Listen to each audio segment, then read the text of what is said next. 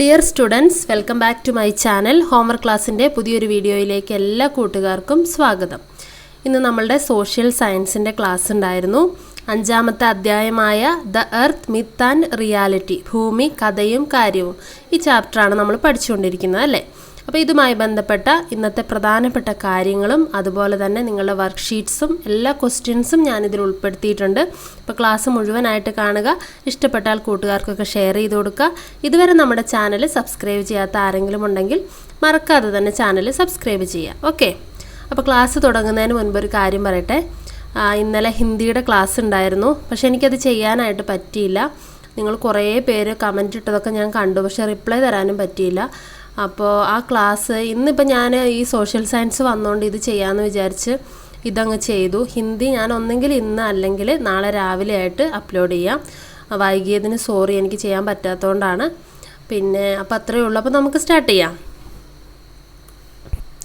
അപ്പോൾ കഴിഞ്ഞ ക്ലാസ്സുകളിലൊക്കെ നമ്മൾ കുറേ കാര്യങ്ങൾ പഠിച്ചായിരുന്നു ഭൂമിയെക്കുറിച്ച് അല്ലേ, നിങ്ങൾ ഓർക്കുന്നുണ്ടോ? കുറച്ച് കാര്യങ്ങളൊക്കെ നമ്മൾ ഭൂമിയുടെ ഷേപ്പിനെ കുറിച്ചും അതുപോലെ തന്നെ അക്ഷാംശ രേഖകൾ, രേഖാംശ രേഖകൾ എന്താണ് അല്ലേ, അവ എങ്ങനെയാണ് വരയ്ക്കുന്നത്, അതിൻ്റെ മാതൃക, ഇതൊക്കെ നമ്മൾ പഠിച്ചിട്ടുണ്ടായിരുന്നു. ഇന്ന് പഠിക്കാൻ പോകുന്നത് നമ്മളെല്ലാവരും ചിന്തിക്കുന്ന ഒരു കാര്യം തന്നെയാണ്. ഈ ചിത്രത്തിൽ നിന്ന് തന്നെ നമുക്കത് മനസ്സിലാവും. ഭൂമിയുടെ ഒരു വശത്ത് ഒരു കുട്ടി, ആ കുട്ടി സ്കൂളിലേക്ക് പോകുന്ന സമയമാണ്. അതേ സമയത്ത് മറുവശത്ത് മറ്റൊരു കുട്ടി ഉറങ്ങുകയാണ്, അവിടെ രാത്രിയാണ് അല്ലേ. നിങ്ങൾക്ക് തന്നെ അറിയാം, നിങ്ങളുടെ തന്നെ ഫ്രണ്ട്സ്, റിലേറ്റീവ്സ് അല്ലെങ്കിൽ അറിയാവുന്ന ആരെങ്കിലുമൊക്കെ മറ്റു രാജ്യങ്ങളിൽ താമസിക്കുന്നവരുണ്ടാകും, അമേരിക്ക അല്ലേ, അതുപോലെയുള്ള രാജ്യങ്ങളിൽ. അപ്പോൾ അവരെ വിളിക്കുമ്പോൾ അവർ പറയും ഇപ്പോൾ ഇവിടെ രാത്രിയാണ്, നമുക്ക് ചിലപ്പോൾ പകലായിരിക്കും, അവർക്ക് അവിടെ രാത്രിയായിരിക്കും, അല്ലെങ്കിൽ ഇത്ര മണിക്കൂർ ഞങ്ങൾ പുറകിലാണ് മുൻപിലാണെന്നൊക്കെ പറയാറുണ്ട് അല്ലേ. എന്തുകൊണ്ടാണ് ഇങ്ങനെ സംഭവിക്കുന്നത്? ഭൂമിയുടെ ഒരു വശത്ത് പകലായിരിക്കുന്ന സമയത്ത് മറുഭാഗത്ത് എന്തുകൊണ്ടാണ് രാത്രി അനുഭവപ്പെടുന്നതെന്നാണ് നമ്മൾ ആദ്യം നോക്കാനായിട്ട് പോകുന്നത്. ഓക്കെ, നിങ്ങൾക്കറിയാം ഭൂമി ഒരു ഗോളമാണ്, കറങ്ങിക്കൊണ്ടിരിക്കുന്ന ഒരു ഗോളമാണ് അല്ലേ. സ്വയം അച്ചുതണ്ടിൽ, സാങ്കല്പിക അച്ചുതണ്ടിൽ കറങ്ങിക്കൊണ്ടിരിക്കുന്നു. അങ്ങനെയുള്ള ഭൂമിക്ക് എല്ലാ ഭാഗങ്ങളും ഒരുപോലെയല്ല. ചില സ്ഥലങ്ങളിൽ രാത്രിയാണെങ്കിൽ മറുവശത്ത് പകലായിരിക്കും. അതെന്തുകൊണ്ടാണെന്നാണ് നമ്മൾ പറയാനായിട്ട് പോകുന്നത്. ഈ രാത്രിയും പകലും എങ്ങനെയാണ് സംഭവിക്കുന്നത്? സൂര്യന് അഭിമുഖമായി വരുന്ന ഭാഗം പ്രകാശിതമാകുന്നതിനാൽ പകൽ അനുഭവപ്പെടുന്നു. എന്നാൽ മറുഭാഗത്ത് സൂര്യപ്രകാശം എത്താത്തതിനാൽ രാത്രിയായിരിക്കും. ഭൂമിയിൽ രാത്രിയും പകലും മാറി മാറി വരുന്നത് ഭ്രമണം മൂലമാണ്. എന്താണെന്ന് മനസ്സിലായോ? നമ്മളെ സൂര്യന് എതിരായിട്ട്, അതായത് അഭിമുഖമായിട്ട് വരുന്ന ഭാഗം, ആ ഭാഗം എപ്പോഴും പകലായിരിക്കും. അതിൻ്റെ ഓപ്പോസിറ്റ് സൈഡ് അപ്പോൾ രാത്രിയായിരിക്കും. അതല്ലെങ്കിൽ നമുക്ക് ചിന്തിച്ചാൽ തന്നെ അറിഞ്ഞൂടെ അല്ലേ. നമ്മളിപ്പോൾ എന്തെങ്കിലും ഒരു വലിയൊരു ബോളോ അല്ലെങ്കിൽ അങ്ങനെ എന്തെങ്കിലും ഒരു വസ്തു എടുത്ത് ഒരു ചെറിയ ടോർച്ച് നിങ്ങൾ അടിച്ച് നോക്കൂ. അതിൻ്റെ ഒരു വശത്ത് ആ ടോർച്ച് അടിക്കുന്ന ഭാഗത്ത് നല്ല പ്രകാശം ഉണ്ടാവും, അതിൻ്റെ ഓപ്പോസിറ്റ് സൈഡിൽ ഇരുട്ടായിരിക്കും അല്ലേ. ഇത് തന്നെയാണ് ഭൂമിയുടെ കേസിലും സംഭവിക്കുന്നത്. ഭൂമി കറങ്ങിക്കൊണ്ടിരിക്കുകയാണ്. അപ്പോൾ സൂര്യൻ്റെ നേരെ ഏതു ഭാഗമാണോ വരുന്നത് അവിടെ പകലായിരിക്കും, അതിൻ്റെ ഓപ്പോസിറ്റ് സൈഡ് രാത്രിയായിരിക്കും. നമ്മൾ പറയുമ്പോൾ എന്താ പറയുന്നത്? സൂര്യൻ ഉദിച്ചു, സൂര്യൻ അസ്തമിച്ചു എന്നൊക്കെ പറയും. യഥാർത്ഥത്തിൽ സൂര്യൻ എവിടെയും പോകുന്നില്ല. സൂര്യൻ എപ്പോഴും കത്തിജ്വലിച്ചുകൊണ്ടേയിരിക്കും. പിന്നെ നമ്മളാണ് തിരിയുന്നത്. അപ്പം നമ്മളത് മനസ്സിലാകാൻ വേണ്ടി രാത്രിയായി പകലായി എന്ന് പറയുന്നതേ ഉള്ളൂ. സത്യത്തിൽ ഭൂമിയാണ് കറങ്ങുന്നത്. കറങ്ങുന്ന ഭൂമിയുടെ സൂര്യന് അഭിമുഖമായിട്ട് വരുന്ന ഭാഗം എപ്പോഴും പകലായിരിക്കും, അതിൻ്റെ ഓപ്പോസിറ്റ് സൈഡ് രാത്രിയായിരിക്കും. അപ്പം ഇന്ത്യയും അമേരിക്കയും എടുക്കുകയാണെങ്കിൽ ഇന്ത്യ നമ്മുടെ ഗ്ലോബിൻ്റെ ഒരു സൈഡിലാണെങ്കിൽ അമേരിക്ക അതിൻ്റെ ജസ്റ്റ് ഓപ്പോസിറ്റ് സൈഡാണ്. അതുകൊണ്ടാണ് അവർക്ക് പകലാകുമ്പോൾ നമുക്ക് രാത്രിയും നേരെ തിരിച്ചുമൊക്കെ സംഭവിക്കുന്നത്. അപ്പോൾ ഭൂമിയുടെ ഭ്രമണം മൂലമാണ് രാത്രിയും പകലും മാറി മാറി വരുന്നത്. അപ്പോൾ എന്താണ് ഭ്രമണം എന്ന് പറഞ്ഞാൽ? ഭൂമി അതിൻ്റെ അച്ചുതണ്ടിൽ സ്വയം കറങ്ങുന്നു. ആ കറങ്ങുന്നതിനെ നമ്മൾ ഭ്രമണം എന്നാണ് പറയുന്നത്. ഈ ഭ്രമണം മൂലമാണ് രാത്രിയും പകലും സംഭവിക്കുന്നത്. മനസ്സിലായല്ലോ? ഇംഗ്ലീഷിൽ ഡേ ആൻഡ് നൈറ്റ് എന്ന് പറയും. The part of the earth facing the sun due to rotation gets illuminated and experiences day. As the opposite face does not get sunlight, night is experienced there. Day and night experienced one after the other due to the rotation of the earth. എന്താ പറഞ്ഞിരിക്കുന്നത്? ഭൂമിയുടെ ഏത് പാർട്ടാണോ, the part of the earth facing the sun, സണ്ണിനെ face ചെയ്യുന്ന പാർട്ടിൽ എന്ത് സംഭവിക്കും? ഡേ ആയിരിക്കും എക്സ്പീരിയൻസ് ചെയ്യുക. അതിൻ്റെ ഓപ്പോസിറ്റ് സൈഡ്, ആ ഫേസിൽ എന്തായിരിക്കും? സൺലൈറ്റ് കിട്ടില്ല അല്ലേ. അതുകൊണ്ട് തന്നെ അവിടെ നൈറ്റ് ആയിരിക്കും എക്സ്പീരിയൻസ് ചെയ്യുക. ഇത്തരത്തിൽ ഡേയും നൈറ്റും എക്സ്പീരിയൻസ് ചെയ്യാനായിട്ടുള്ള കാരണം റൊട്ടേഷൻ ഓഫ് ദ എർത്ത് ആണ്, ഭൂമിയുടെ റൊട്ടേഷനാണ്. റൊട്ടേഷൻ അല്ലെങ്കിൽ ഭ്രമണം. ഓക്കെ, അപ്പോൾ മനസ്സിലായല്ലോ എങ്ങനെയാണ് രാത്രിയും പകലും ഉണ്ടാകുന്നതെന്ന്. ഇനി ഇവിടെ നോക്കിയാൽ നിങ്ങൾ ഈ ചിത്രത്തിൽ കുറച്ചുകൂടെ നിങ്ങൾക്ക് വ്യക്തമാകും. ഈ ചിത്രം കണ്ടിട്ടുണ്ടെങ്കിൽ സൂര്യപ്രകാശം പതിക്കുന്ന ഭാഗം കണ്ടോ നിങ്ങൾ? അവിടെ അപ്പോൾ പകലാണ് അല്ലേ? അതിൻ്റെ ഓപ്പോസിറ്റ് സൈഡ് കണ്ടോ, ഇരുണ്ടിരിക്കുന്നു, അവിടെ രാത്രിയായിരിക്കും. ഇത് തന്നെയാണ് സംഭവിക്കുന്നത്. സൺലൈറ്റ് ഫോളോ ചെയ്യുന്ന പാർട്ട് അവിടെ ഡേ ആയിരിക്കും, അതിൻ്റെ ഓപ്പോസിറ്റ് സൈഡ് നൈറ്റ് ആയിരിക്കും. ഓക്കെ, ഇനി അപ്പോൾ എന്താണ് ഭ്രമണമെന്ന് മനസ്സിലായോ? നമ്മൾ പറഞ്ഞു, തൊട്ടു മുമ്പ് പറഞ്ഞ വേർഡാണ് ഭ്രമണം അല്ലേ? ഭൂമി സ്വന്തം സാങ്കല്പിക അച്ചുതണ്ടിൽ സ്വയം കറങ്ങുന്നതിനെ ഭ്രമണം എന്ന് പറയുന്നു. സാങ്കല്പിക അച്ചുതണ്ട്, അത് ശ്രദ്ധിക്കണം കേട്ടോ. അച്ചുതണ്ട് എന്ന് പറഞ്ഞ് ഭൂമിയുടെ സെൻറ്ററിൽ കൂടെ ഒരു വടിയോ അല്ലെങ്കിൽ അങ്ങനെ ഒന്നുമില്ല. നമ്മൾ സങ്കല്പിച്ചിരിക്കുന്നതാണ് ഒരു അച്ചുതണ്ടുണ്ട്, അതിലാണ് ഭൂമി കറങ്ങുന്നതെന്ന്. അപ്പം ഭൂമി അതിൻ്റെ സാങ്കല്പിക അച്ചുതണ്ടിൽ സ്വയം കറങ്ങുന്നതിനെ ഭ്രമണമെന്ന് പറയുന്നു. ഭ്രമണത്തിൻ്റെ ഫലമായി എന്തുണ്ടാകുന്നു? രാത്രിയും പകലും മാറി മാറി അനുഭവപ്പെടുന്നു. ഒരു ഭ്രമണം പൂർത്തിയാക്കാൻ ഭൂമിക്ക് 24 മണിക്കൂർ ആവശ്യമാണ്, അതായത് ഒരു ദിവസം അല്ലേ? നമുക്ക് തന്നെ അറിയാമല്ലോ, ഒരു ഭ്രമണം എന്ന് പറയുന്നത് എന്തായിരിക്കും? ഒരു രാത്രിയും ഒരു പകലും, മൊത്തം 24 മണിക്കൂർ കഴിയുമ്പോഴാണ് ഒറ്റ പ്രാവശ്യം കറങ്ങി കഴിയുന്നത്. ഓക്കെ, അപ്പം ഭൂമിക്ക് ഭ്രമണം പൂർത്തിയാക്കാൻ വേണ്ട സമയം 24 മണിക്കൂറാണ്. ഭ്രമണത്തിൻ്റെ ഫലമായി രാത്രിയും പകലും അനുഭവപ്പെടുന്നു. ഓക്കെ, ഇംഗ്ലീഷിൽ ഭ്രമണത്തിനെ നമ്മൾ റൊട്ടേഷൻ എന്ന് പറയുന്നു.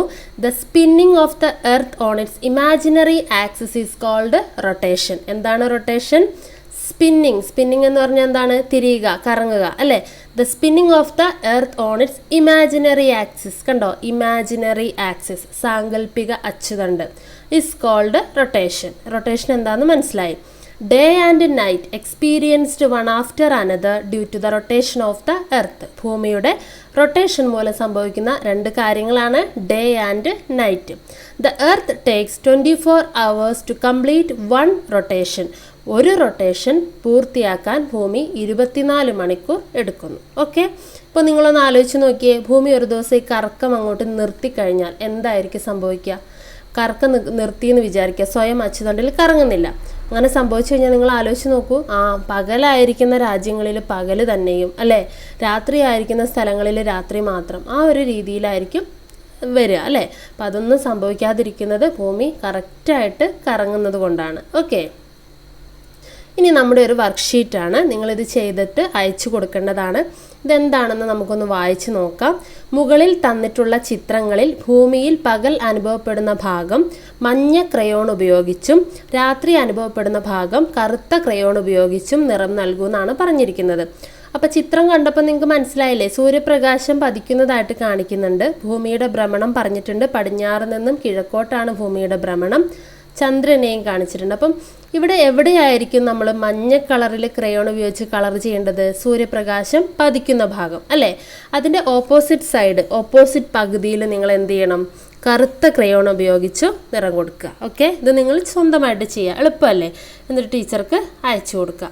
In the above picture colour the face of the earth experiencing day with yellow crayon and the face of the earth experiencing night with black crayon. Okay, ചെയ്യുമല്ലോ. ഇനി അടുത്തത് ഉദയത്തെക്കുറിച്ചും അസ്തമയത്തെക്കുറിച്ചും ഞാൻ ജസ്റ്റ് ഒന്ന് പറഞ്ഞിട്ടുണ്ടായിരുന്നു. സൂര്യൻ ഉദിക്കുന്നു, സൂര്യൻ അസ്തമിക്കുന്നു എന്നൊക്കെ നമ്മൾ പറയും അല്ലേ? നമ്മൾ ചെറിയ ക്ലാസ്സിൽ പഠിച്ചിട്ടുണ്ട്. എവിടെയാണ് സൂര്യൻ ഉദിക്കുന്നത്? കിഴക്ക് സൂര്യൻ ഉദിക്കുന്നു, പടിഞ്ഞാറ് അസ്തമിക്കുന്നു എന്നാണ്. അസ്തമിക്കുന്നു എന്ന് പറഞ്ഞാൽ അത് അസ്തമിക്കുന്നില്ല, നമ്മുടെ തോന്നലാണ് അത് അല്ലേ? അസ്തമിക്കുന്നു, ഉദിക്കുന്നു എന്നൊക്കെ നമ്മുടെ തോന്നലാണ്. അപ്പം ഭൂമിയുടെ ഭ്രമണം യഥാർത്ഥത്തിൽ നടക്കുന്നത് ഏത് ഡയറക്ഷനിലാണ്? പടിഞ്ഞാറ് നിന്നും കിഴക്കോട്ടാണ്. ഓക്കെ, പടിഞ്ഞാറ് നിന്നും കിഴക്കോട്ടാണ് ഭൂമി തിരിയുന്നത്. അതുകൊണ്ടാണ് നമുക്ക് സൂര്യൻ കിഴക്ക് നിന്നും പടിഞ്ഞാറോട്ട്, കിഴക്ക് ഉദിച്ച് പടിഞ്ഞാറ് അസ്തമിക്കുന്നതായിട്ട് നമുക്ക് തോന്നുന്നത്. അതുകൊണ്ടാണ്. എന്തുകൊണ്ട്? ഭൂമിയുടെ ഭ്രമണം പടിഞ്ഞാറ് നിന്നും കിഴക്കോട്ടായതിനാൽ സൂര്യൻ കിഴക്ക് ഉദിച്ച് പടിഞ്ഞാറ് അസ്തമിക്കുന്നതായി നമുക്ക് തോന്നുന്നു. Sunrise and sunset. The sun seems to be rise in the east and set in the west. ഈസ്റ്റിലാണ് സൺറൈസ് ഉണ്ടാവുന്നതെന്നും വെസ്റ്റിലാണ് സൺസെറ്റ് ഉണ്ടാവുന്നതെന്നാണ് നമ്മൾ പറഞ്ഞുകൊണ്ടിരുന്നത് അല്ലേ?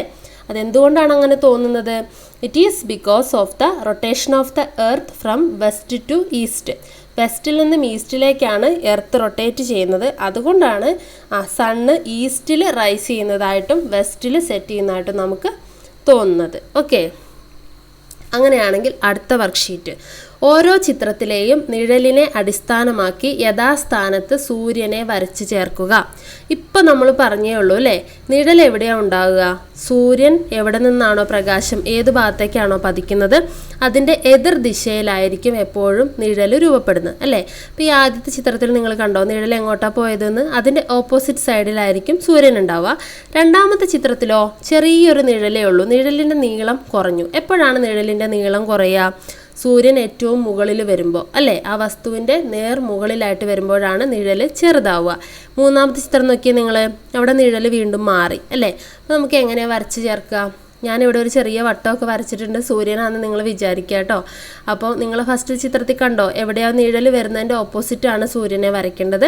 രണ്ടാമത്തെ ചിത്രത്തിൽ നേരെ മുകളിൽ വരയ്ക്കുക, മൂന്നാമത്തെ ചിത്രത്തിൽ അതിൻ്റെ അപ്പുറത്തെ സൈഡിൽ വരയ്ക്കുക. ഓക്കെ, ഈ വർക്ക്ഷീറ്റും നിങ്ങൾ പൂർത്തിയാക്കുക.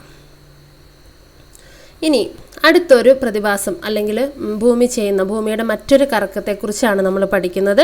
ഭ്രമണം നമ്മൾ പഠിച്ചു. ഭ്രമണം എന്താണെന്ന് മനസ്സിലായല്ലോ. ഭൂമി അതിൻ്റെ സാങ്കല്പിക അച്ചുതണ്ടിൽ സ്വയം കറങ്ങുന്നു, അതാണ് ഭ്രമണം. അടുത്ത നമ്മൾ പഠിക്കുന്നത് പരിക്രമണം അല്ലെങ്കിൽ റെവല്യൂഷൻ എന്ന് ഇംഗ്ലീഷിൽ പറയും. എന്താണ് പരിക്രമണം? ഭൂമി അതിൻ്റെ സാങ്കല്പിക അച്ചുതണ്ടിൽ സ്വയം കറങ്ങുന്നതിനോടൊപ്പം സൂര്യനെ വലം വയ്ക്കുകയും ചെയ്യുന്നു. ഈ വലം വയ്ക്കൽ പരിക്രമണം എന്ന് അറിയപ്പെടുന്നു.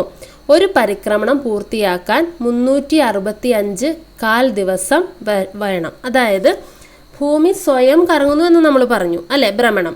അതോടൊപ്പം തന്നെ സൂര്യനെ വലം വയ്ക്കുന്നുണ്ട്. നമുക്കറിയാം അല്ലേ, സൂര്യനെ ഒരുപാട് ഗ്രഹങ്ങൾ കറങ്ങുന്നുണ്ട് സൂര്യന് ചുറ്റും.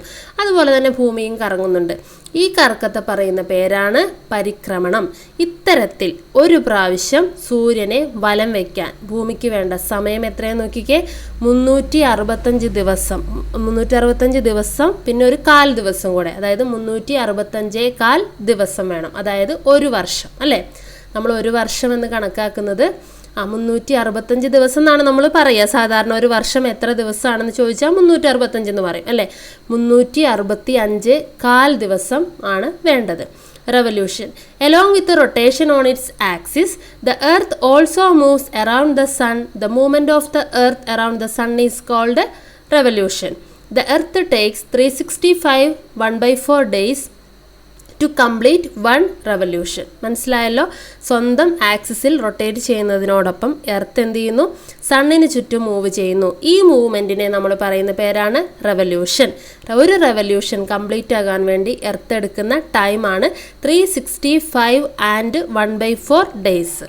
ഓക്കെ, അപ്പോൾ ഭ്രമണവും പരിക്രമണവും മാറിപ്പോകരുത്. ഭ്രമണം എന്ന് പറഞ്ഞാൽ ഭൂമി സ്വയം കറങ്ങുന്നു, പരിക്രമണം എന്ന് പറഞ്ഞാൽ സൂര്യനെ വലം വയ്ക്കുന്നു. റൊട്ടേഷൻ എന്ന് പറഞ്ഞാൽ അതിൻ്റെ ആക്സിസിൽ സ്വയം കറങ്ങുന്നു. റെവല്യൂഷൻ എന്ന് പറഞ്ഞാൽ സൂര്യനെ ചുറ്റും കറങ്ങുന്നു. ഓക്കെ, ഇനി നമ്മൾ പഠിച്ചു ഭ്രമണത്തിൻ്റെ ഫലമായി അല്ലെങ്കിൽ റൊട്ടേഷൻ്റെ ഫലമായിട്ടാണ് ഡേ ആൻഡ് നൈറ്റ് ഉണ്ടാവുന്നത്, രാത്രിയും പകലും അല്ലേ. അങ്ങനെയാണെങ്കിൽ പരിക്രമണത്തിൻ്റെ ഫലമായിട്ട് ഭൂമിയിൽ എന്താണ് ഉണ്ടാകുന്നത്, അല്ലെങ്കിൽ നമുക്ക് എങ്ങനെയാണ് അത് അനുഭവപ്പെടുക? പരിക്രമണത്തിൻ്റെ ഫലമായിട്ടാണ് ഭൂമിയിൽ വ്യത്യസ്ത കാലങ്ങൾ അനുഭവപ്പെടുന്നത്. നമുക്ക് തന്നെ അറിയാമല്ലേ, പല കാലങ്ങളുണ്ട്. മഴക്കാലം, വേനൽക്കാലം എന്നൊക്കെ നമ്മൾ പറയാറുണ്ട് അല്ലേ. മഴക്കാലം, വേനൽക്കാലം, മഞ്ഞുകാലം, വസന്തകാലം. ഈ കാലങ്ങളൊക്കെ ഉണ്ടാകുന്നത് ഭൂമിയുടെ ഈ ഒരു പരിക്രമണത്തിൻ്റെ ഫലമായിട്ടാണ്. ഓക്കെ, അപ്പോൾ ഇംഗ്ലീഷിൽ നമ്മൾ സീസൺസ് എന്നാണ് പറയുക കാലങ്ങൾക്ക് അല്ലേ. ഏതൊക്കെ സീസൺസാണ്? സ്പ്രിങ്, വിൻ്റർ, സമ്മർ, ഓട്ടം. ഇതൊക്കെ ഉണ്ടാകാനുള്ള കാരണം എന്താണ്? എർത്തിൻ്റെ റെവല്യൂഷനാണ്, സൂര്യന് ചുറ്റുമുള്ള കറക്കം. ഓക്കെ, ഇവിടെ ആ ചിത്രം തന്നിട്ടുണ്ട്, നിങ്ങൾ കണ്ടോ? ഈ മൂന്നാമതായിട്ട് നീല നിറത്തിൽ കാണുന്നതാണ് നമ്മുടെ ഭൂമി സൂര്യന് ചുറ്റും ഇങ്ങനെ കറങ്ങിക്കൊണ്ടിരിക്കുന്നു. ഒരു പാത കാണുന്നുണ്ടല്ലേ, ഒരു പാത്ത്. അപ്പോൾ ഇതിനെയാണ് നമ്മൾ എന്ത് പറയുന്നത്? പരിക്രമണം അല്ലെങ്കിൽ റെവല്യൂഷൻ എന്ന് പറയുന്നത്. ഇനി ഈ ഭൂമിയുടെ പരിക്രമണത്തിൻ്റെ വേഗത നമ്മൾ അറിഞ്ഞിരിക്കണം. എത്ര വേഗത്തിലാണ് ഇത് സൂര്യനെ ചുറ്റുന്നത്? മണിക്കൂറിൽ ശരാശരി 96,000 കിലോമീറ്റർ വേഗതയിലാണ് ഭൂമിയുടെ പരിക്രമണം. അപ്പോൾ ഒന്ന് ആലോചിച്ച് നോക്കി, നിങ്ങൾ എന്ത് സ്പീഡായിരിക്കുന്നു അല്ലേ. നമുക്ക് ചിന്തിക്കാൻ പോലും പറ്റില്ല, അത്രയും വേഗത്തിലാണ് ഭൂമി സൂര്യനെ ചുറ്റിക്കൊണ്ടിരിക്കുന്നത്. 96,000 kilometre. Speed of revolution. The speed of revolution of the earth is 96,000 km/h. Okay, മനസ്സിലായല്ലോ പരിക്രമണത്തെക്കുറിച്ച്. അപ്പം ഇനി ഒരു കാര്യം കൂടെ പറയാനുണ്ട്, അതാണ് നമ്മുടെ അതിവർഷം അഥവാ ലീപ്പ് ഇയർ. എന്താണ് അതിവർഷം എന്ന് ചിലപ്പോൾ നിങ്ങൾ കേട്ടിട്ടുണ്ടാവും മുൻ ക്ലാസ്സുകളിൽ. അതിവർഷം എന്ന് പറഞ്ഞാൽ നമ്മളിപ്പോൾ പറഞ്ഞില്ലേ, ഒരു പരിക്രമണം പൂർത്തിയാകാൻ ഭൂമിക്ക് എത്ര സമയം വേണം? 365.25 ദിവസം വേണമെന്ന് പറഞ്ഞു. ഒരു കാലുണ്ട് അവിടെ അല്ലേ. എന്നാൽ ഒരു വർഷത്തിന് 365 ദിവസങ്ങളാണുള്ളത്, അങ്ങനെയാണ് നമ്മൾ പറയാറ്. അപ്പോൾ ഈ ബാക്കിയുള്ള 1/4 ദിവസം 4 വർഷങ്ങൾ കൂടുമ്പോൾ ഒരു പൂർണ്ണ ദിവസമായി പരിഗണിക്കുന്നു. അങ്ങനെ ഓരോ 4ാമത്തെ വർഷത്തിലും 366 ദിവസങ്ങൾ ഉണ്ടാകും. ഇതാണ് അതിവർഷം. മനസ്സിലായോ? അതായത് ഒരു വർഷത്തിൽ യഥാർത്ഥത്തിൽ 365 ദിവസമാണ് നമ്മൾ കൗണ്ട് ചെയ്യാറ്. പക്ഷേ 365.25 ദിവസമുണ്ട്. അപ്പോൾ ഒരു കാല് അവിടെ വന്നു. ഈ കാല് 4 വർഷം കൂടുമ്പോൾ 1 മാറും അല്ലേ. 4 കാല് ചേരുമ്പോഴല്ലേ 1 പറയണേ. അപ്പം 4 വർഷങ്ങൾ ചേരുമ്പോൾ ഈ 4 ദിവസങ്ങൾ 4 പ്രാവശ്യം കൂടുമ്പോൾ ഒരു ദിവസമായിട്ട് മാറും. അതായത് 4ാമത്തെ വർഷം, എല്ലാ 4ാമത്തെ വർഷവും 366 ദിവസം ഉണ്ടാകും. ഇതിനെയാണ് നമ്മൾ അതിവർഷം എന്ന് പറയുന്നത്. ഇതെവിടെയാണ് നമുക്ക് മനസ്സിലാവാന്നറിയോ നിങ്ങൾക്ക്? ഫെബ്രുവരി മാസമില്ലേ, ഈ ഫെബ്രുവരി മാസം എപ്പോഴും 28 ദിവസം തന്നെയാണോ എല്ലാ വർഷവും? നിങ്ങൾ ശ്രദ്ധിച്ചിട്ടുണ്ടോ? ചില വർഷങ്ങളിൽ ഫെബ്രുവരി 29 ദിവസം ഉണ്ടാവാറുണ്ട്. അതായത് അതിവർഷത്തിലാണ് ഫെബ്രുവരി 29 ദിവസം ഉണ്ടാകുക. ഓക്കെ, അപ്പം 3 വർഷങ്ങളിൽ തുടർച്ചയായ 3 വർഷങ്ങളിൽ 28 ദിവസമാണെങ്കിൽ 4ാമത്തെ വർഷത്തിൽ ഫെബ്രുവരി 29 ദിവസം ഉണ്ടാവും. ആ വർഷത്തിനെ നമ്മൾ അതിവർഷം എന്ന് പറയും. ഇപ്പം 2016 അതിവർഷമായിരുന്നു, 2020 ഒരു അതിവർഷമാണ്. ഫെബ്രുവരി 29 ദിവസം ഉണ്ടായിരുന്നു. ഇനി 2024 അങ്ങനെയാണ് വരിക. ഓക്കെ, ലീപ്പ് ഇയർ എന്നാണ് ഇംഗ്ലീഷിൽ നമ്മൾ അതിന് പറയുക. To complete 1 revolution the earth takes 365 1/4 days, but a year normally has 365 days. The remaining 1/4 part of a day will be considered as a full day once in every 4 years. Thus, every 4th year has 366 days and is called A leap year. അപ്പം എന്താണ് ഒരു leap year എന്ന് പറഞ്ഞാൽ? ഒരു revolution complete ചെയ്യാൻ എർത്തിന് 365 1/4 days വേണം. പക്ഷേ normally ഒരു ഇയർ എന്ന് പറയുന്നത് 365 days ആണ്. അതുകൊണ്ട് തന്നെ ദ റിമൈനിങ് 1/4 പാർട്ട് 4 വർഷം ചേരുമ്പോൾ 1 ആയിട്ട് മാറും, 1 day ആയിട്ട് മാറും. അതുകൊണ്ട് എല്ലാ 4th ഇയറിലും 366 days ഉണ്ടാകും. അതിനെ നമ്മൾ എന്ത് പറയുന്നു? ലീപ്പ് ഇയർ എന്ന് പറയുന്നു. ഓക്കെ, ഇനി നിങ്ങളുടെ വർക്ക്ഷീറ്റാണ്, നിങ്ങളുടെ ടെക്സ്റ്റ് ബുക്കിലെ വർക്ക്ഷീറ്റാണിത്. നിങ്ങളോട് ചെയ്യാൻ പറഞ്ഞതാണ്, ഞാനിത് ചെയ്തിട്ടുണ്ട്. അപ്പം നമുക്ക് നോക്കാം. 1ാമത്തെ ചോദ്യം ഇതായിരുന്നു, ഭൂമിയിൽ നിങ്ങൾ ഇഷ്ടപ്പെടുന്ന കാര്യങ്ങൾ. അതൊക്കെ നമ്മുടെ സ്വന്തം ഇഷ്ടത്തിന് എഴുതേണ്ടതാണ് കേട്ടോ. എന്തൊക്കെയാണ് ഇഷ്ടം? ഞാനിവിടെ ജസ്റ്റ് ഇങ്ങനെ നിങ്ങൾക്കൊരു മാതൃകയ്ക്ക് വേണ്ടി എഴുതിയിട്ടുണ്ടെന്നേ ഉള്ളൂ. നിങ്ങളിത് ഇതുപോലെ എഴുതണമെന്നൊന്നുമില്ല, നിങ്ങൾക്ക് ഇഷ്ടമുള്ളത് എഴുതാം. എനിക്കിഷ്ടപ്പെട്ട കാര്യങ്ങളാണ് ഞാൻ എഴുതിയിരിക്കുന്നത്. വ്യത്യസ്ത തരം കാലാവസ്ഥകളുണ്ട്, അതെനിക്കിഷ്ടമാണ്. അതുപോലെ മനോഹരമായ പ്രകൃതിയുണ്ട്, രാത്രിയും പകലും, ഇതൊക്കെ ഇഷ്ടപ്പെടുന്ന കാര്യങ്ങളാണ്. പിന്നെ നിങ്ങൾക്ക് ഏറ്റവും ഇഷ്ടപ്പെട്ട ഒരു രാജ്യവും അതിൻ്റെ അക്ഷാംശ രേഖാംശ രേഖകളുടെ അടിസ്ഥാനത്തിലുള്ള സ്ഥാനവും. എനിക്ക് ഏറ്റവും ഇഷ്ടപ്പെട്ട രാജ്യം എൻ്റെ സ്വന്തം രാജ്യമായ ഇന്ത്യ തന്നെയാണ്. അക്ഷാംശ രേഖ 8 ഡിഗ്രി വടക്കിനും 38 ഡിഗ്രി വടക്കിനും ഇടയിലും, രേഖാംശ രേഖ 68 ഡിഗ്രി കിഴക്കിനും 98 ഡിഗ്രി കിഴക്കിനും ഇടയിലാണ് ഇന്ത്യയുടെ സ്ഥാനം. 3ാമത്തെ ചോദ്യം, ഭൂമി അഭിമുഖീകരിക്കുന്ന പ്രശ്നങ്ങൾ. 2 പ്രശ്നങ്ങൾ ഞാൻ എഴുതിയിട്ടുണ്ട്, മലിനീകരണവും വനനശീകരണവും. അതിൻ്റെ നിർദ്ദേശങ്ങളും നമ്മൾ എഴുതണം. 4ാമതായിട്ട് മലിനീകരണത്തിന് ഞാൻ എഴുതിയിരിക്കുന്നത് മാലിന്യങ്ങൾ ശരിയായി നിർമ്മാർജ്ജനം ചെയ്യുക. പിന്നെ വനനശീകരണത്തിന് മരങ്ങൾ വെച്ചുപിടിപ്പിക്കുക. നിങ്ങൾക്ക് ഇഷ്ടമുള്ള പ്രശ്നങ്ങൾ എഴുതാം കേട്ടോ. നിങ്ങളൊന്ന് ആലോചിച്ച് നോക്കുക, അതിനുള്ള പരിഹാരങ്ങളും നിർദ്ദേശിക്കുക. The things you like on the earth: different climates, beautiful nature, day and night. The country you like the most and its location based on the latitudes and longitudes. ഞാൻ എഴുതിയിരിക്കുന്നത് ഇന്ത്യയാണ്. ലാറ്റിറ്റ്യൂഡ്സ് വരുന്നത് between 8 degree north and 38 degree north. Longitudes വരുന്നത് between 68 degree east and 98 degree east. Problems faced by the earth ഞാൻ എഴുതിയിരിക്കുന്നത് പൊല്യൂഷനും ഡീഫോറസ്റ്റേഷനുമാണ്. Suggestions: correct disposal of waste materials and plant more trees. Okay, ഇനി നമ്മൾ പഠിച്ച കാര്യങ്ങൾ ഒന്നുകൂടെ പറയാം. പ്രധാനപ്പെട്ട കാര്യങ്ങൾ. ഭൂമിയുടെ സവിശേഷ ആകൃതിയെ ജിയോയിഡ് എന്ന് വിളിക്കുന്നു. നമ്മൾ പഠിച്ചില്ലേ ഫസ്റ്റ് തന്നെ. അക്ഷാംശ രേഖകളും രേഖാംശ രേഖകളും ഭൂകേന്ദ്രത്തിൽ നിന്നുള്ള കോണീയ അകലങ്ങളെ അടിസ്ഥാനമാക്കിയാണ് സാങ്കല്പികമായി വരച്ചിട്ടുള്ളത്. ഭൂമിയിൽ അക്ഷാംശ രേഖാംശ രേഖകളെ ഉപയോഗപ്പെടുത്തിയാണ് സ്ഥാനനിർണയം നടത്തുന്നത്. ഭ്രമണത്തിൻ്റെ ഫലമായി ദിനരാത്രങ്ങളും പരിക്രമണത്തിൻ്റെ ഫലമായി ഋതുക്കളും ഉണ്ടാകുന്നു. The unique shape of the earth is called geoid. The latitudes and longitudes are imaginary lines drawn based on the angular distances from the center of the earth. The location on the earth are determined based on the lines of latitudes and longitudes. Day and night are caused by the rotation and seasons are caused by the revolution of the earth. പഠിച്ച കാര്യങ്ങൾ തന്നെയാണ്. പിന്നെ ഈ ഒരു ചിത്രം കണ്ടാൽ എന്തൊക്കെയാണ് ഇതിൽ പഠിച്ചതെന്ന് നിങ്ങൾക്ക് ശരിക്കും ഒരു ഐഡിയ കിട്ടും. ഭൂമി, അതിൻ്റെ ആകൃതി പഠിച്ചു, വലിപ്പം, പിന്നെ ആകൃതിയിൽ തന്നെ അക്ഷാംശ രേഖകളെക്കുറിച്ചും രേഖാംശ രേഖകളെക്കുറിച്ചും പഠിച്ചു. അവ ഉപയോഗിച്ച് നമുക്ക് സ്ഥാനനിർണയം നടത്താമെന്നും പഠിച്ചു. ചലനങ്ങളിൽ ഭ്രമണവും പരിക്രമണവും പഠിച്ചു. അതിൻ്റെ ഫലമായിട്ട് എന്തൊക്കെ ഉണ്ടാകുന്നു എന്നും പഠിച്ചു. Earth, shape, size, movements. ഷേപ്പിൽ തന്നെ ലാറ്റിറ്റ്യൂഡ്സ് ആൻഡ് ലോഞ്ചിറ്റ്യൂഡ്സും ലൊക്കേഷനും. മൂവ്മെൻറ്റ്സിൽ പഠിച്ചത് റൊട്ടേഷൻ, റെവല്യൂഷൻ, അതിൻ്റെ എഫക്ട്സ്. ഓക്കെ, ഇനി നമ്മുടെ 3 ക്വസ്റ്റ്യൻസ്, അതിൻ്റെ ആൻസർ എഴുതാൻ പറഞ്ഞിട്ടുണ്ടായിരുന്നു. ഭൂമിയുടെ ആകൃതിയുടെ പേരെന്ത്? ആകൃതി സവിശേഷത വ്യക്തമാക്കുക. എന്താണ് ഭൂമിയുടെ ആകൃതിയുടെ പേര്? ജിയോയിഡ് അല്ലേ. ധ്രുവങ്ങൾ അല്പം പരന്നതും മധ്യഭാഗം ചെറുതായി വീർത്തതുമായ ഗോളാകൃതിയാണ് ജിയോയിഡ്. അടുത്ത ചോദ്യം എന്താ? ഭ്രമണവും പരിക്രമണവും ഭൂമിയിൽ വ്യത്യസ്ത ഫലങ്ങൾ ഉണ്ടാക്കുന്നു. ഫലങ്ങൾ വിശദമാക്കുക. ഭൂമിയുടെ ഭ്രമണം മൂലമാണ് രാത്രിയും പകലും ഉണ്ടാകുന്നത്. ഭൂമിയുടെ പരിക്രമണം മൂലമാണ് വ്യത്യസ്ത കാലങ്ങൾ ഉണ്ടാകുന്നത്. അടുത്ത ചോദ്യം, 1 ഡിഗ്രി കോണീയ അകലത്തിന് ഒരു രേഖാംശ എന്ന ക്രമത്തിൽ വരച്ചാൽ ഭൂമിയിൽ എത്ര രേഖാംശ രേഖകൾ ഉണ്ടാകുമെന്ന് കണക്കാക്കുക. അത് നമുക്ക് ആലോചിച്ചാൽ തന്നെ അറിയാം. ഭൂമി എന്ന് പറയുന്നത് എന്താണ്? ഒരു ഗോളമാണ് അല്ലേ. ഭൂമിയുടെ മൊത്തം കോണളവ് വരുന്നത് 360 ഡിഗ്രിയാണ് അല്ലേ. ഒരു വൃത്തത്തിൻ്റെയൊക്കെ കോണളവ് പോലെ. ഈ 360 ഡിഗ്രിയിൽ ഓരോ ഡിഗ്രിക്കും ഓരോ രേഖ വീതം വരച്ചാൽ എത്ര രേഖകളുണ്ടാവും? 360 രേഖാംശ രേഖകൾ. ഓക്കെ, ഇനി ഇംഗ്ലീഷിൽ. Name the unique shape of the earth. Explain the characteristic features of this shape. എന്താണ് ഭൂമിയുടെ ഷേപ്പിൻ്റെ പേര്? Geoid. The spherical shape of the earth, which is slightly flattened at the poles and bulged at the equator, is known as geoid. പഠിച്ചതാണ് കേട്ടോ.